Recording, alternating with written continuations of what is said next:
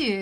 All right, here we go. Um, Everybody get ready to be inspired by one of the most dynamic and promising voices in the world of independent filmmaking. Like, damn, Chase. I mean, like, I've been doing some research, and you definitely have a very unique approach to filmmaking. Like, you have this blending compelling narratives and the visual artistry. Like, I am um very, very keen to understand what exactly made you pursue this career in filmmaking. Like, how did it all started?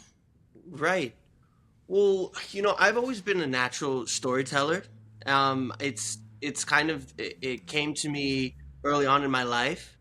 I struggled in traditional school, and I was kind of gravitated towards the arts. It was kind Mm. of, and I'm a performer, an actor. That's really how I got started with filmmaking. And now I do both. I consider myself a storyteller, an artist, trying to create content and films that make people happy. I think the filmmaking career, it's not one that like sound easy for many. Yeah, it's Is that the reality of it, or? yeah. I think the filmmaking, the whole industry is changing right now.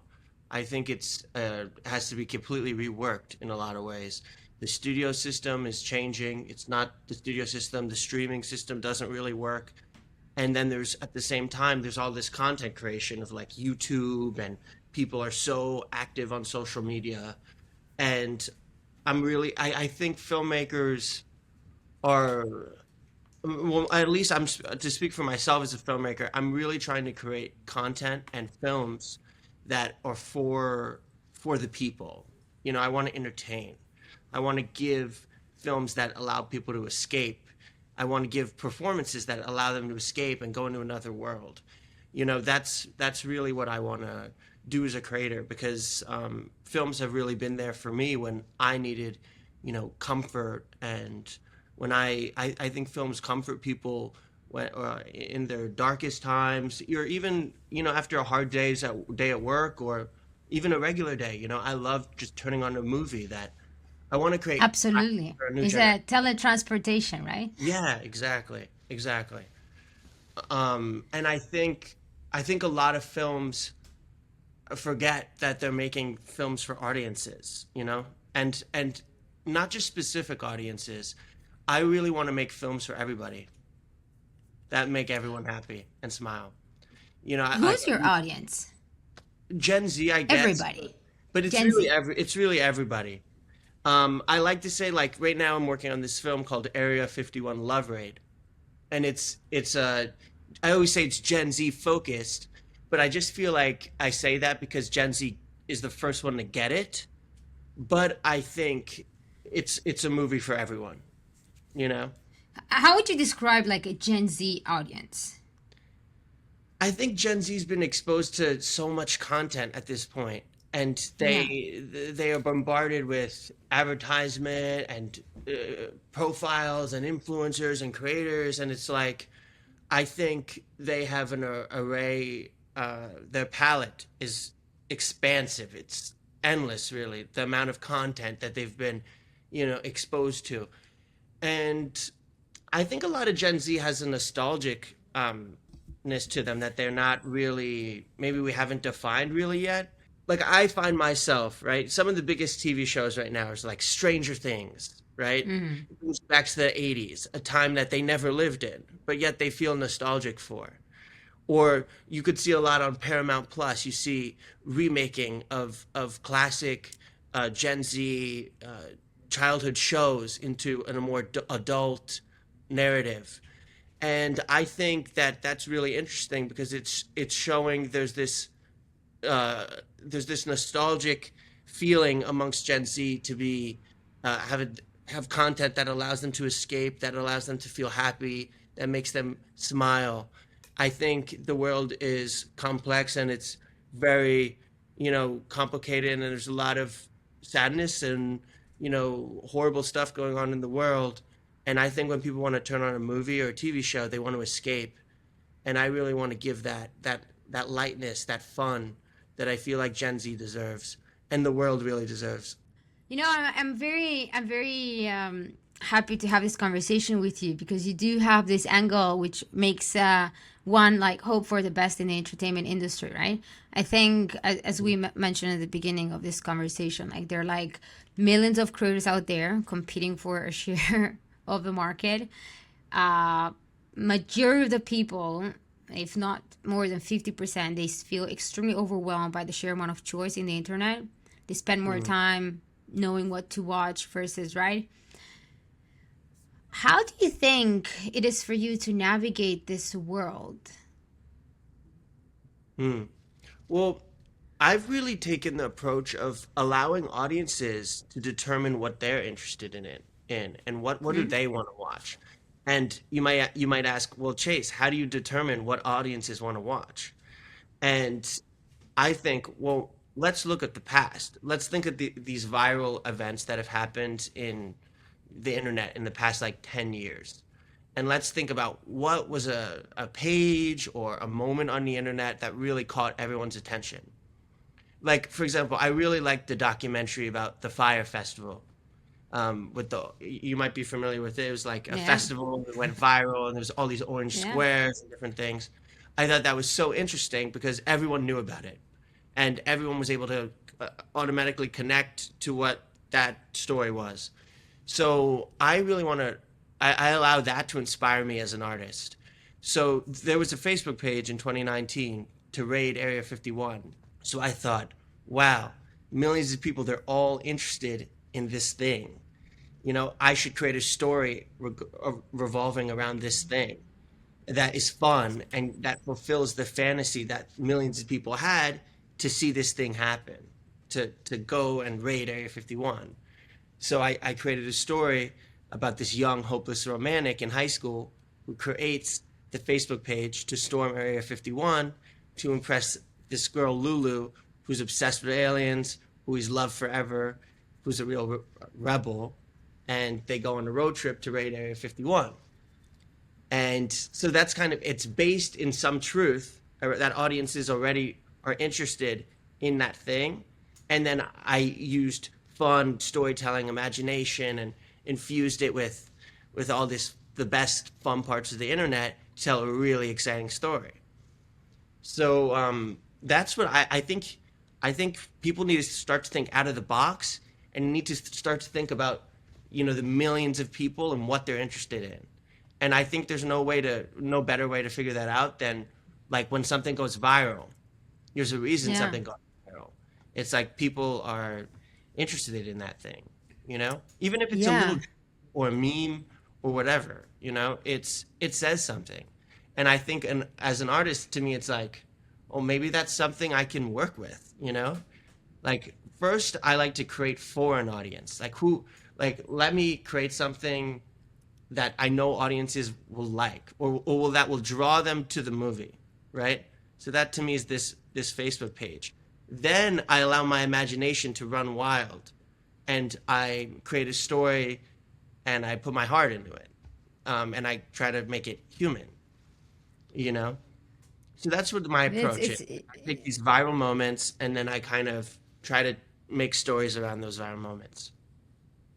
I'm a um I've become really obsessed around the word viral, like what makes something viral, right? And I Right. came to understand that the internet was built by people, right? Like they did the job of indexing and creating their like before this organic Google search changed back in 2012, like everybody will have like the down on the website like familiar websites that you could visit through them, right? And that's how internet got indexed.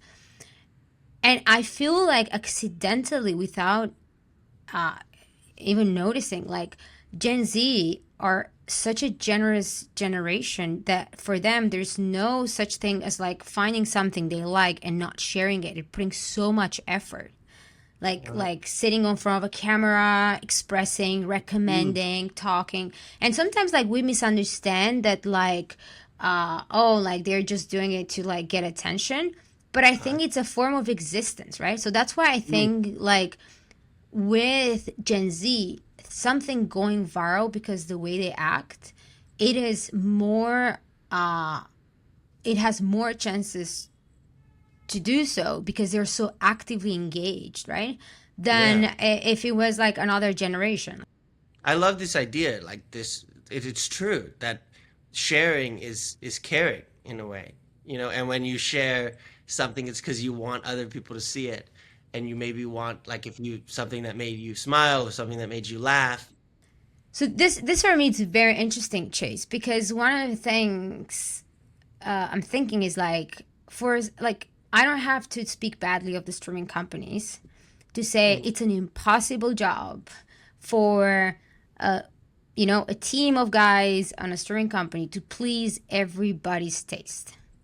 But I think for every film out there, there is an audience very thirsty for it.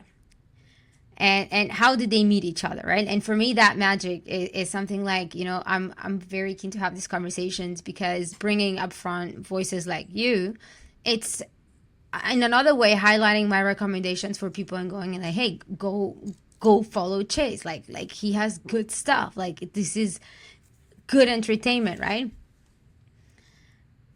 So, do you feel like positive about the future with everything like the war of streaming companies, these yeah, walls, you know, of yeah, I do. I feel really positive about it. I think, um, you know, we can reinvent it. I think it's reinventing itself. You know, it's figuring out what is the entertainment industry going to look like in 20 to 30 years. You know what, I think there's for young people like and for everyone really like we can reinvent it into something new or it's something different. You know, every 100 years everything changes so rapidly, you know, that it looks completely different than what it once did. And for me as an artist, I like to think about, wow, I can really change things through the stories I tell, or I could really do things that create a difference, you know? Like for an example, even like how you raise money for a movie, like I think that could change, you know? how? For example, I'm thinking about for my movie, I want to sell like, you know, at the beginning of the movie, it says like produced by Weird Films, or then and then another one maybe like produced by this. I think that's interesting because I always remember that right at the beginning of the movie, and I thought maybe I could sell that to like a company that wants to show their brand name right there, you know, right before the movie, sponsored by this, sponsored by that, Yeah, in and the it's attention economy, like that matters. That's quite the yeah, spot. and it's really hard to raise money for a movie, and I thought, well, maybe I could sell like 2 minute, 2 second billboards at the beginning of the movie in a way. You know, they have a little animation. It says sponsored by, you know, whatever big company, whatever small company, and they get that. And it's there for life, you know, for the existence of the movie. I think that's really interesting, you know, because it's so hard to raise money for movies right now. Um, It is and for startups too. yeah, yeah. Yeah. And you know, funny enough, like this is what I wanted to ask you. Like I know like in my world of startups, like when we have to pitch the company, like you have to follow framework, you got to find that people and whatever.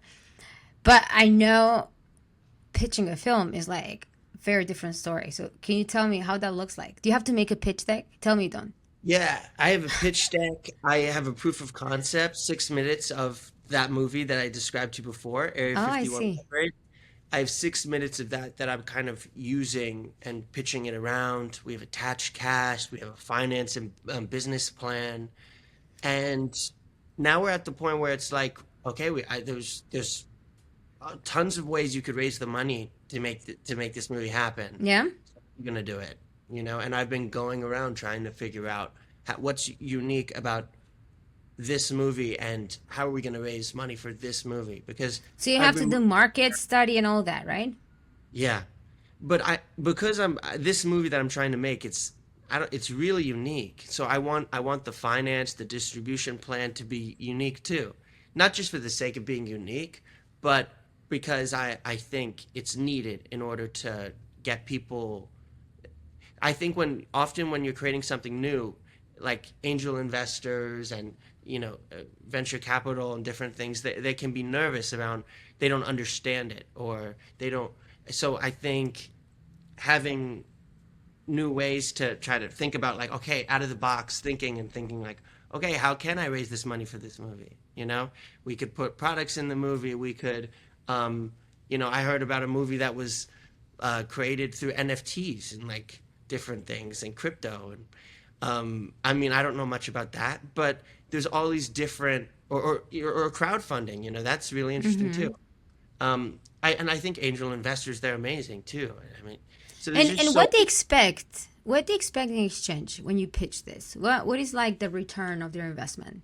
Well, they get equity in the film, and then, or it really depends, right? So it's like, if it's a company and I can put their product in the movie in a engaging way that makes sense for both the story and for the company, right? So like, if it's like a beverage or something, right?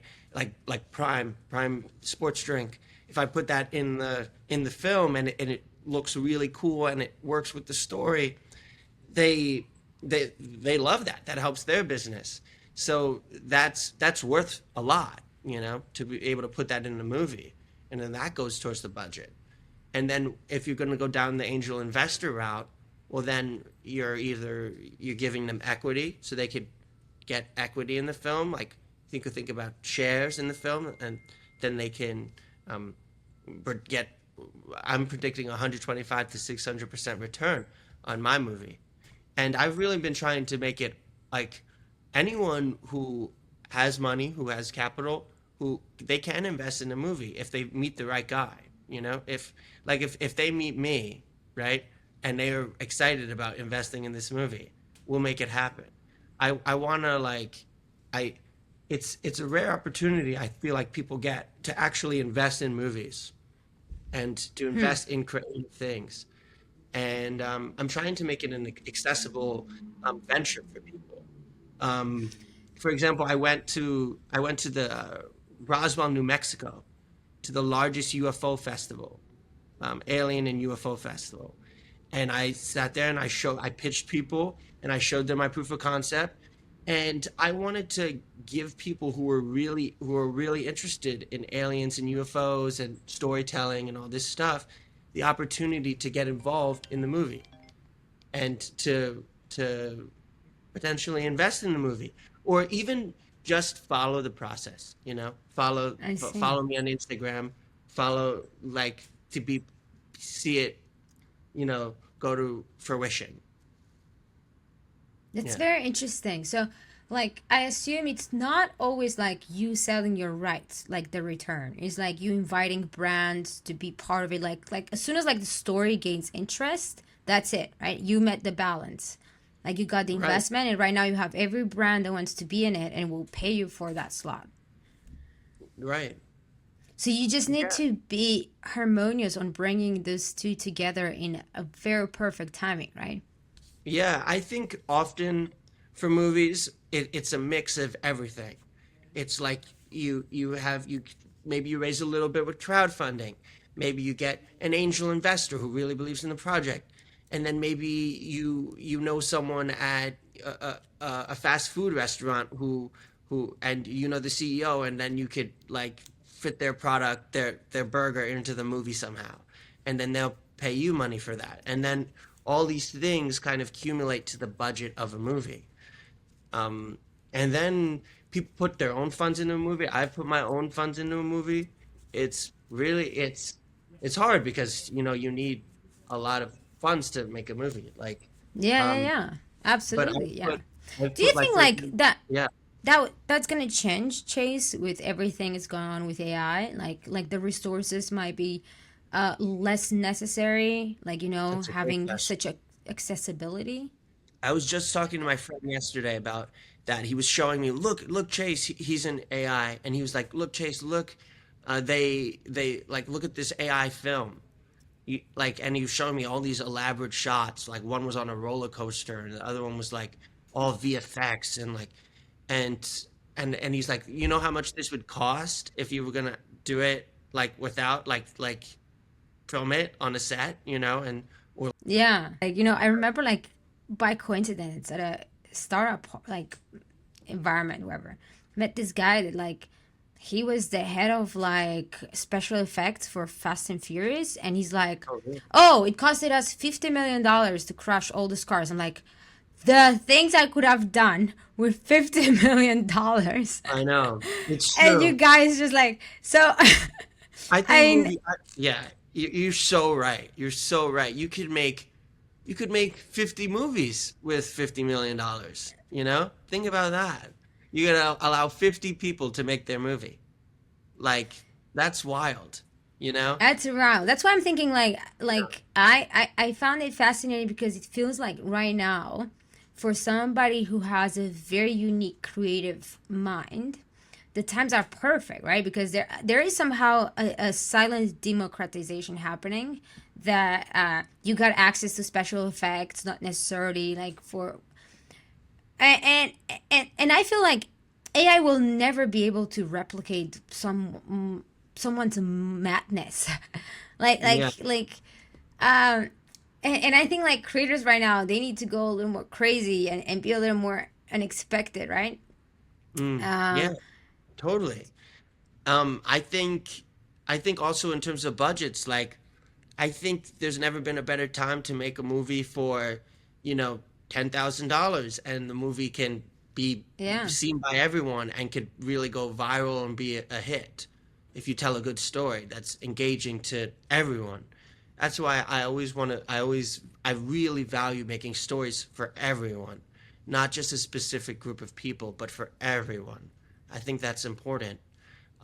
That's how the entertainment industry gets so big.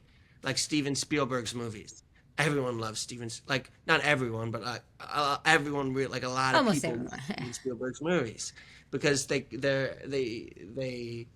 are fun, and they relate to everyone, can connect to them in some form.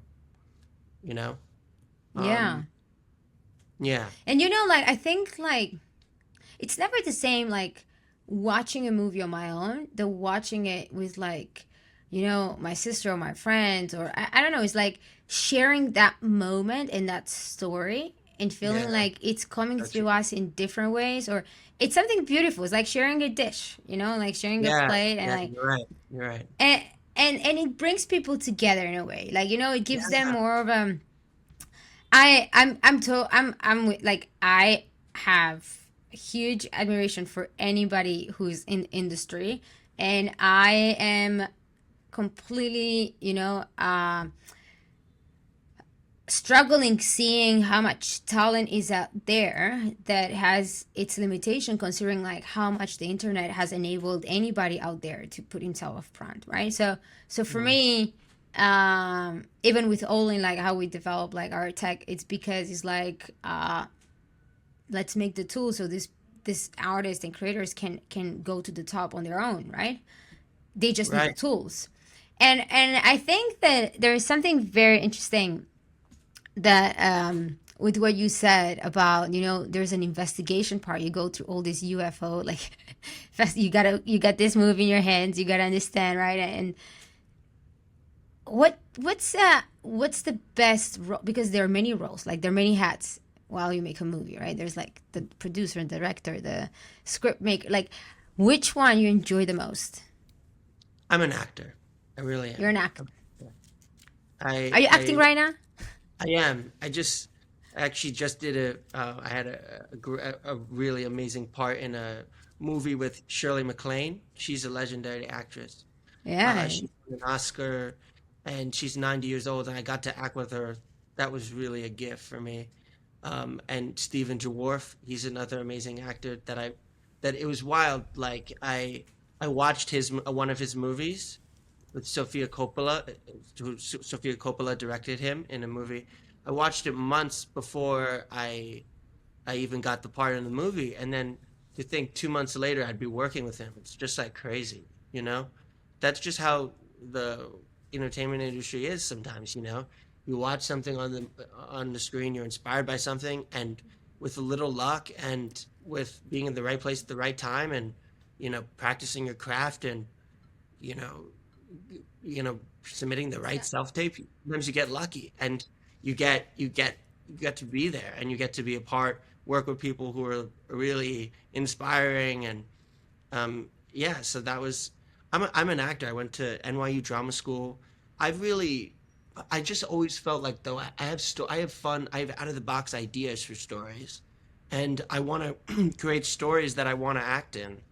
And I think as actors, yes, there's so many opportunities, and with breakdowns and submitting to different submissions and different stuff like that. But I think a lot of actors are great storytellers, and they can tell really interesting, they can write interesting scripts, they can improvise short films. There's so much opportunity for actors to create their own thing and not just wait for someone to see them in something or wait for the right audition. I think you could do both. So, Chase, let me ask you this question. Maybe like it might be too direct, like, but I've always been curious. It's like good acting. It requires to get in someone's role, like live their life, right? Mm. So meanwhile, you're trying to play that role so hard for like and think like that person and like eat like that person wherever. Is that you Well, park your identity somewhere while you do all that? Like, I don't know how actors don't go crazy, right? Like right.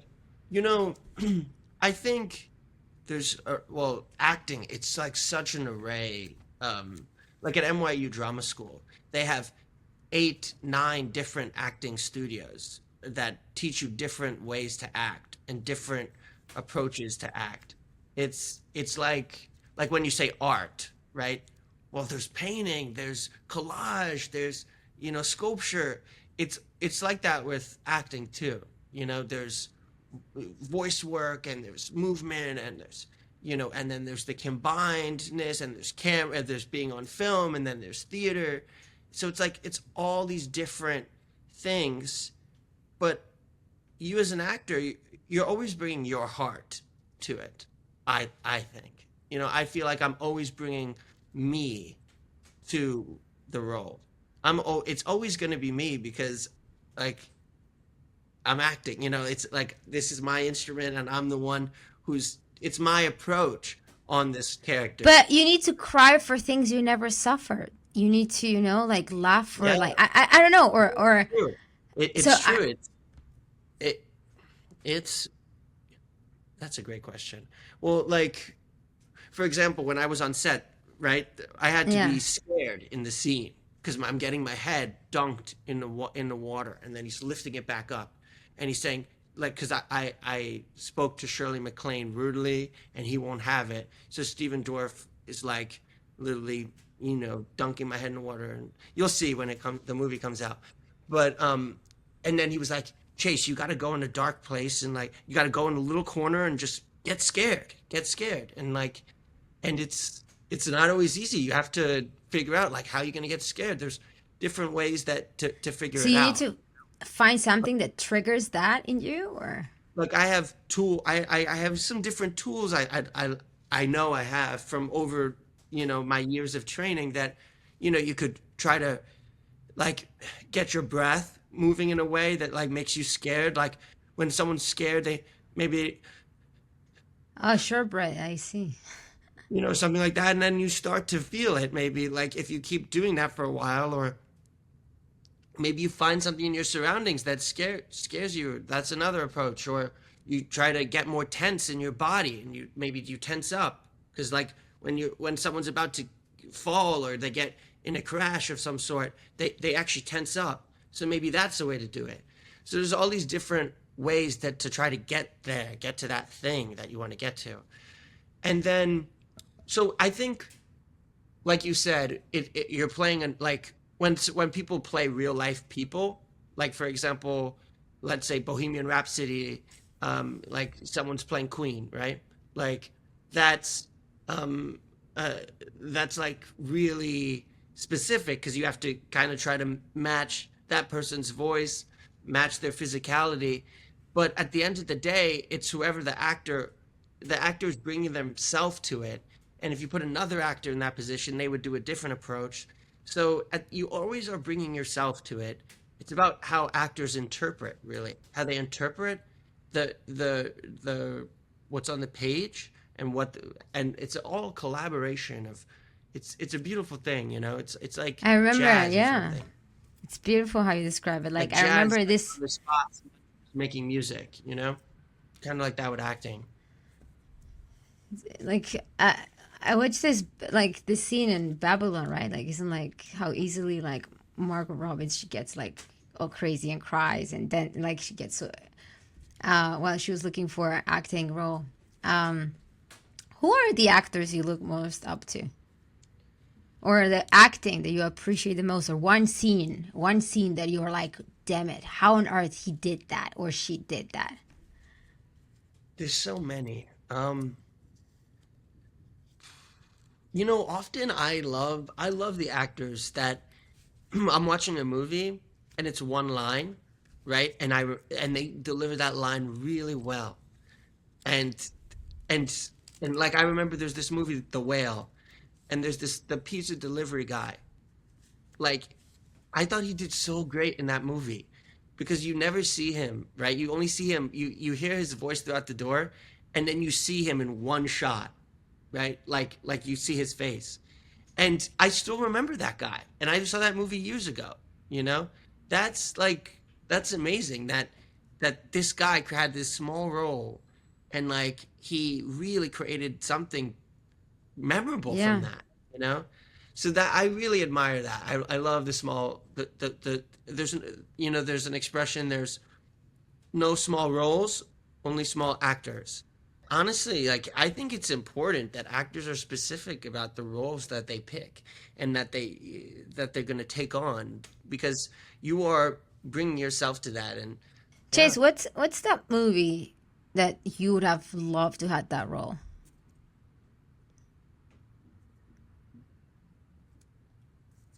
Um a movie or a TV show? Both. TV show works Well, too. I love anime. I really love anime. And Uh-huh. I love One Piece. One Piece, it's this huge anime. I'm I telling you. love it. I read all the comics. Like Wow, kidding me. yeah, It's like it's great. the top lesson of entrepreneurship and goodness, and it's like it's such a beautiful lesson. It I is. recommended it, and people like he's like, "What are you recommending me?" I'm like, "What? It's Watch it." so amazing. It's so and Ah, I've connected with so many people from that show and it's so much fun. It reminds you to just go out and live your life and be with your friends and it's so great. I love it. It's adventure. It's like I feel like I'm part of the crew when I watch the show and you're going on an adventure. It's so fun. I think like Yeah. for anybody who's seeking like leadership lessons, like One Piece has like the Yeah. best, like this little tiny kid, he wants to be the king of pirates, like Yeah. kidding me, he's like everybody makes fun of him, right? And it's Exactly. like it's just I'm with you. There's something about that story because like when I recommended it, this is the magic of communities. Like imagine like I recommended it to people and I sold it like something like Netflix with all its budget will never be able to do. And I sold it. I did the pitch and I said, look, like it's this and that. You realize it has these understories. Like it's about Hmm. this, like he doesn't need to be a boss over them. He just like Yeah. understands how powerful they are, respects. And everybody's like, I don't like anime, but I'll watch it. It's like I sold Yeah. it. So imagine how wouldn't you interpret that the world still works that way and recommendations are still a thing. And people Yeah. are very careful and selfish with their time right now. And they should be, right? So every time Yeah. you gotta like play and watch something, it's like, is this really gonna match my? Yeah. It's true. I mean, yeah, it's that's why I think people have like in New York. I live in New York City. I've grown up here my whole life. It's a fast place, world. Very You're fast. running Yeah. around, you're doing different things, and I'm kind of I'm a kind of person that gets extra time on tests, and I like to take my time with things, the rush. It's something that doesn't come naturally to me, but I've had to kind of. It's a part of me, and like I'm part of the rat race, of New York City, where you're like running around, and the whole thing, and um, I think when at the end of the day, or like when you want to take a break, like it's nice. At least for me, I like to watch something like that is fun and something that allows me to escape. And One Piece definitely does that for everyone. And I feel like One Piece it's a show for everyone. In a lot of ways, like it's anyone can enjoy it. I Yeah. think that's really cool. And so the role I really wanted to play Chopper in the live action one. I did everything as an artist. I made a self tape. I posted it on my Instagram. It got thousands of views, and I was really just like I needed to let go of that because I had this dream to play Chopper. That was me of like letting go of this or like just putting it out there. Say I tried, I did it, I played Chopper. I really that's like that know that like as an actor Why you can. Chopper? I love Chopper. I love Tony Chopper. He was so I just love him. I just love him. I felt like he was me in a lot of ways. Or like I saw myself in him, and I I was so inspired by him. I really he's a doctor, but he's also the like super, he's trying to figure out his life, and he's scared to go on an adventure and lift, and he's a risk taker, but he's also risk averse. I feel like I'm like that as well. Like I strive to be a risk taker. I want to go on these adventures, but I'm fearful of things. I feel like Chopper sometimes, but then I also feel like I could be strong and powerful like him. It's just so much, and um, yeah, and I gave it my shot. And I think it's important. Like if there's a role you want to play as an actor, like you can lay it down on your phone. You can read a scene. You can try. You can go for it. And in doing that, you are playing that role, and you could say you did play that. So that's how I kind of just I work through it. Like if I'm really inspired to play a role, Yeah. like you can do something about it. Even if it means that, even if it doesn't mean, okay, I'm going to be on the TV show or I'm going to be on the movie, like you can make a tape with your friends. Or you can do it by yourself, or there's ways to express that part of yourself and like express yourself Yeah. and then put it out there. So that was a role I really wanted to play. But then often the roles that I end up playing are roles that I didn't expect to play, or they change completely. Hmm. And they yeah. Sometimes it's an interesting ride. An actor I really look up to, who's also my acting teacher 8 years ago when I was in a program, and now he's had gone on to have a brilliant career, is David Risdall. He's really awesome. He's my friend, and he's a great, great, great, great actor. I really love everything he does, and I look up to him a lot. He's huge. He had a small part in Oppenheimer. He was in the new Fargo show. He's just so I don't know. I just love watching him on the screen. I think he's so engaging, and I think because what's so great when an actor takes a role and they make you it feels like they're the only person that could play that role. You know, that's exciting. I remember like my mom, like when I was a kid, like we were watching and she was very peculiar with her taste, and for me it's like I just want to watch a movie and forget that I'm watching one. Like I'm part of the story, like not part of the story because the plot is, but just because everybody's so good. Yeah, Because at the yeah, minimum that some of those fail, that's it. It's like shuts down, like, you know, like like it's almost Yeah. like it is like the Truman Show, like, right, like you do feel like, oh, that was a movie, that wasn't like, Yeah. Yeah. yeah, I mean, I think it's cool. Like, often you watch movies, you watch TV shows, and you feel like you kind of know, like, you're learning something about the actor. And that makes sense because you're watching them for hours on screen, right?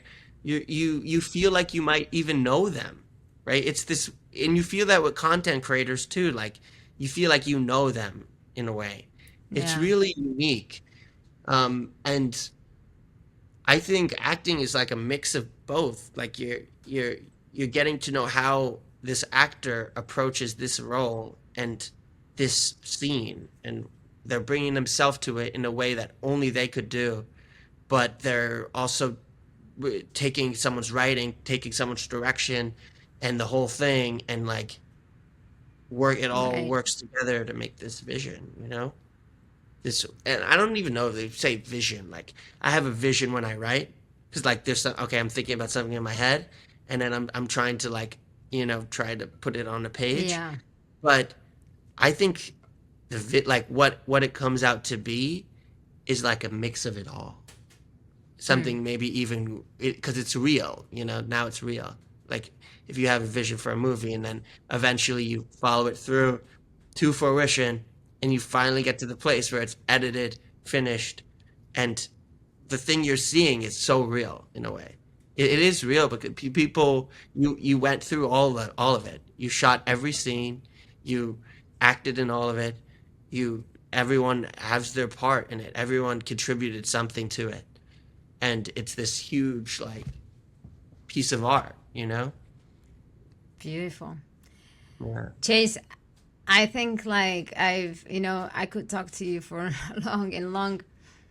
I I know this is really a Yeah, lovely conversation. Thank it you is so much. indeed. No, and like I have the most important question for the audience and for you, which is, who's Chase 5 years from now or 10 years from now? um, I want to be. Chopper. Be sure. I 10 years from now, I really want to create something big. I want to create um, my own. You gotta describe that, Chase. I want to create weird films. My company. I want it to be big. I want it to be this empire of sorts. That is like fun for everyone, and everyone loves the content I make. And obviously, not everyone will love everything I make, but I want to try to reach as many people as I can, and I want to spread joy and spread a lot of light throughout the world, and give people comfort when they need it, like films have done for me. And I hope that I'm thriving, and I'm get the opportunity to act as much as I can, and act in the things I want to act in, and Yeah. yeah, expressing myself far and wide, and giving at the same time, giving adding to people's day or their week, or their lives with art. Chase, thank you so much. It's been a really wonderful conversation, and I think there's a bright future ahead of you. Like, you definitely have something, and you were made for this. So I'm really looking forward to your work and seeing you on the screen. And thank you for making sure like we still get a bunch of quality stuff out there. Yeah, see you soon. Thank you so much for the opportunity, to be on the podcast. It's really been lovely. I think it's amazing what you guys are doing, and I'm excited to collaborate in the future.